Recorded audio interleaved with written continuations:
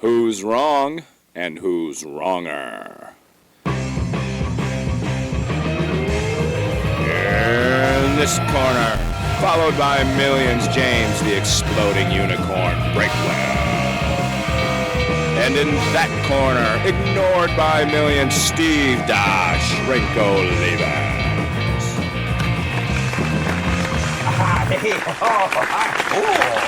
Hello, viewers. I am Steve Olivas. Now, some people... I'm sorry, I'm so excited about being myself, as you can well imagine, looking at all of the beauty that is me. You may say, are you like Zorro? And I say, no, my name starts with an O. You can call me Oro, which in Spanish means gold. And that's what you have. The podcast that you are with today is gold, man. It is wrong and wronger, and you have to trill the R's like when you say Breakwell. And James, man, how are you doing tonight? I slipped out of the frame for a second, and I'm confident that was going to be the best part of the podcast, just the part where I was completely separate from you. What? I don't even know what you're talking about, but Where'd you get I a knocked my sword? phone over. Who trusts What? you? Who trusts you with sharp objects? Where did that come from?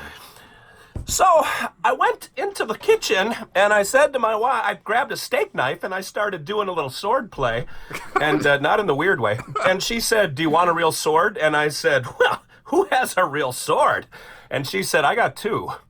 And I said, who were you before I met you? My God. And she has this one, and she has one that looks even more medieval than this, if you can believe that. But I don't know what the backstory is, but it probably ends tragically for an ex-boyfriend. But it opened the door for me, so what are you going to do? How many years have you been married? 27. And in 27 years, she never one time has mentioned that she owns two swords.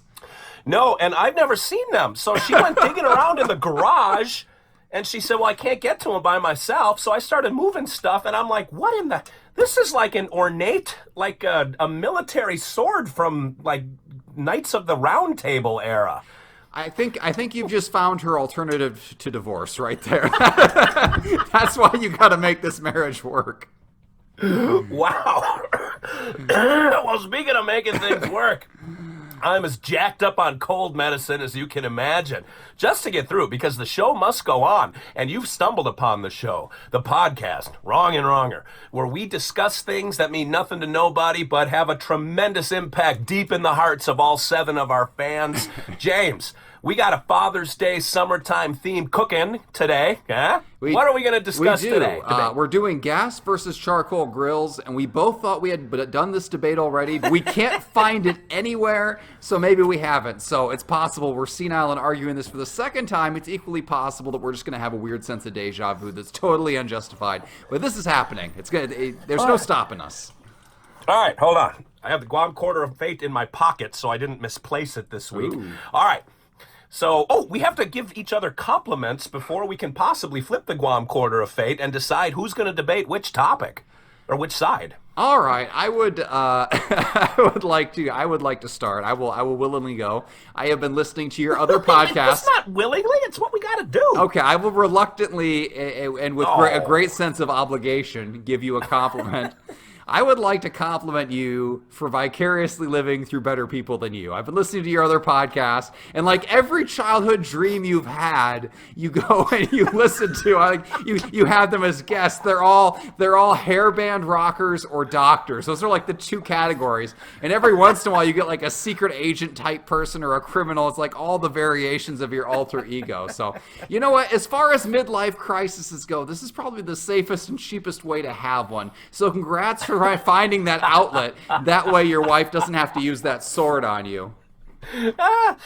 James, and I want to compliment you on absolute consistency, because it doesn't matter who the band is. I say to you, hey, have you ever heard of such and such band? And you're like, yeah, I have no idea what you're talking about. And it doesn't matter how big the band is. I can say the Beatles, the Rolling Stones. You're like, I'm into boy, I don't know, are you into like Air Supply or NSYNC? Or like, well, who are you into, James? Who did you listen to in high school?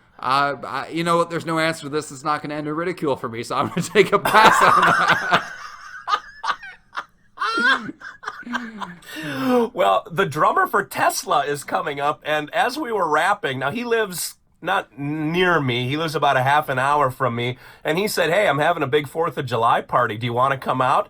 And I said, Troy, do not dangle that thing in front of me because I will take you up on it and I will show up at your house. He said, there's some people coming that I think you're going to be pretty excited to meet. I said, then I will be there. We actually, my wife changed plans for our vacation so we can go to this guy's 4th of July party. Wow.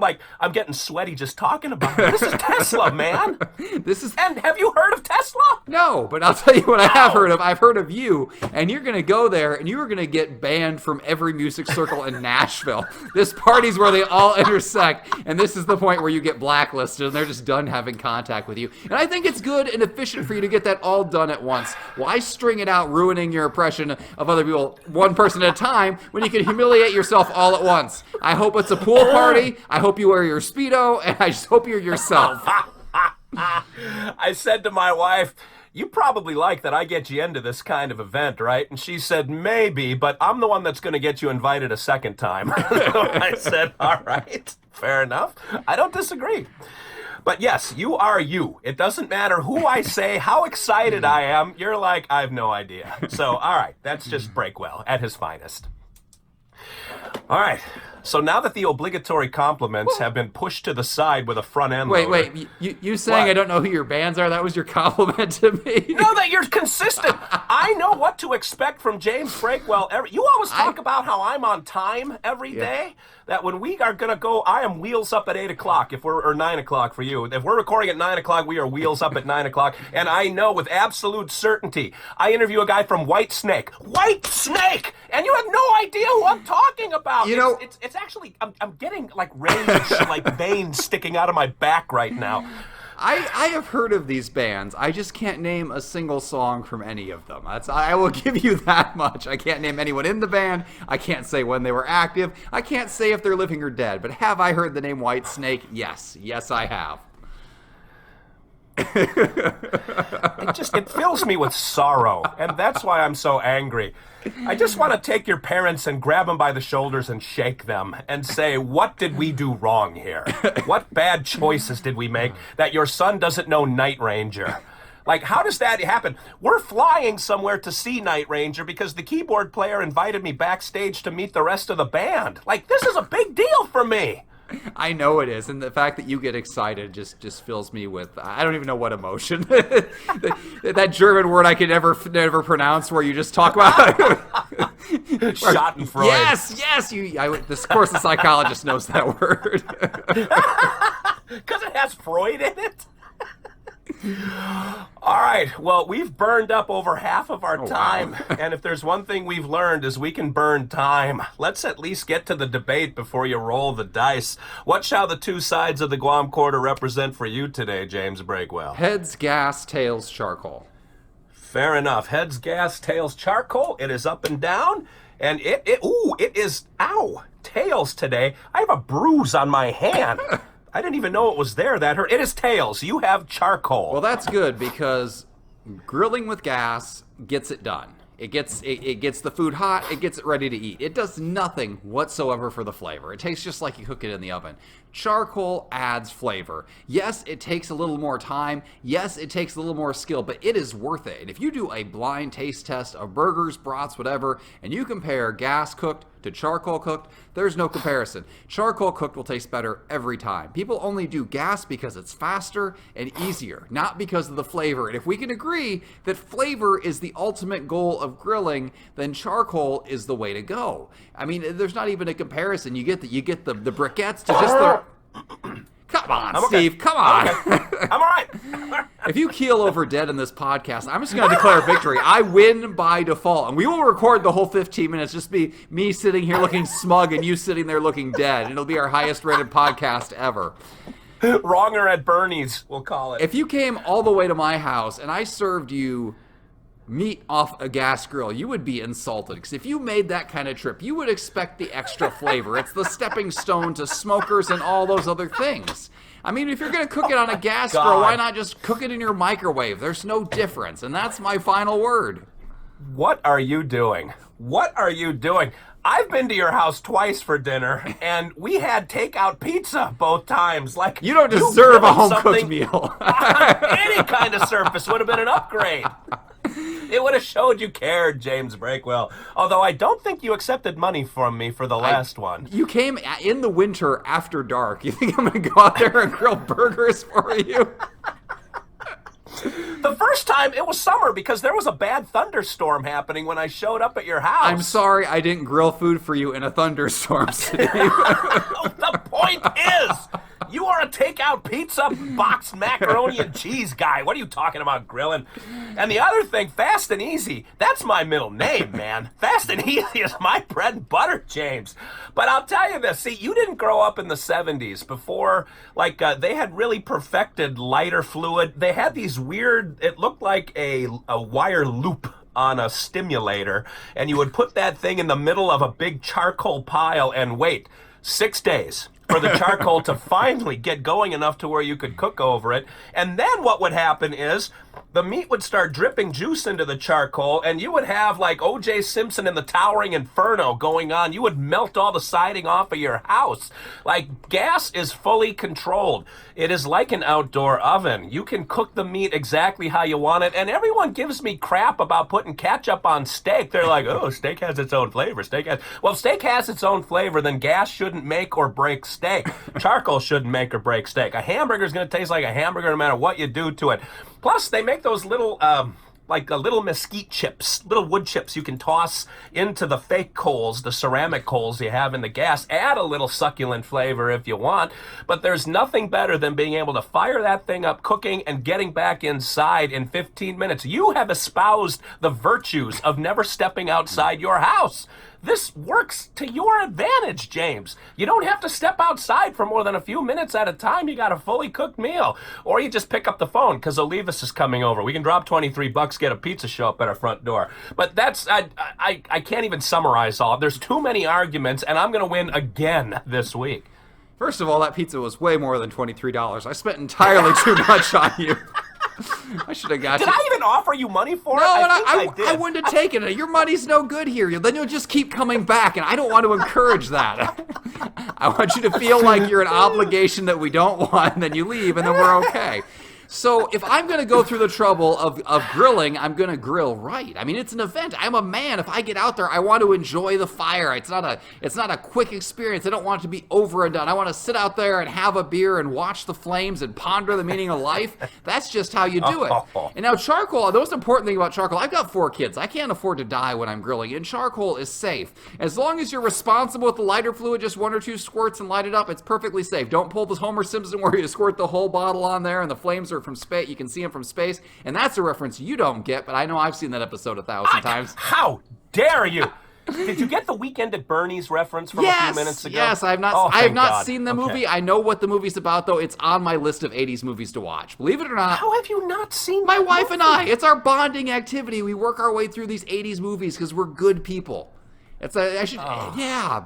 And I just do it to bother you, though, because I got to put that one off till the future. I'm going to have that be the last one I watch. But gas is dangerous. Like, you can't really tell how much is left in the tank, first of all. That part's just annoying. I have, for previous Christmases, gotten, the pressure gauge where you can see how much is on there. All it did was cause a leak. It was never accurate. And it always runs out when you're in the middle of grilling something. You got 6 or 8 things on the grill, and all of a sudden it dies, and you got to drive to the store, and the automatic exchange never works, and you got to walk in to get it. And then you walk in with your propane tank, and they say, no, you can't bring it inside because it's basically a bomb. So you got to stand out there until some 16-year-old with keys comes out to swap it out, then drive back home and hook it back up, and then finish your meat, which has been sitting there for 20 minutes on the grill not cooking. With charcoal, you know whether or not you have charcoal. You look in the bag. Is there charcoal? Yes or no? You know instantly. With gas, you don't know till it runs out, and it drives me crazy every time you're playing Russian roulette. On top of that, there are so many safety rules for that propane tank. You can't stick it in a shed. You can't, you don't want to set it on a metal surface. You got to be careful about putting it in your trunk. And on top of that, I know stories of propane tanks that have exploded and killed people. What? I don't want to make this too Watch dark. too much YouTube. No, this is somebody. You know what? I'm not even gonna go down that story because it's just gonna bring a bummer to this whole comedy podcast. But those things kill people, and I know this firsthand. They kill? They can explode in freak circumstances. They do, and that's why everybody's so careful about what you do with that. And I don't know about you, Steve, but I like my dinner without a side of death. I would like to survive, so I'm gonna drink my beer. I'm gonna cook with my nice slow charcoal, and I am going to enjoy flavor and life, and you just go ahead and risk everything and run out of gas or maybe blow up. Who knows? Nobody cares what happens to you, and that's the difference between you and me. You could run to the store in Topeka and get back in the time that it would take those charcoal briquettes to get going. So the fact that you may run out once in a while, I think, is a flat argument. But roll the dice. We got to get out of here. Oh, These thank nice goodness. people, all 7 of them, they got something better to do. Well, I am on a 2-week winning streak, and this week I was gifted with Ho, pull by the ho! dice. Ho, ho! I won last Oh, wait, you did? Oh, my God. Are we going to count that as a win? Are we going to count that as a win? 4 How votes! else can you count me 4 getting more votes than you? That is way within the margin of error. So first of all, we don't even know the exact number. We have to divide it out by percentages because both Twitter and Facebook are ridiculous.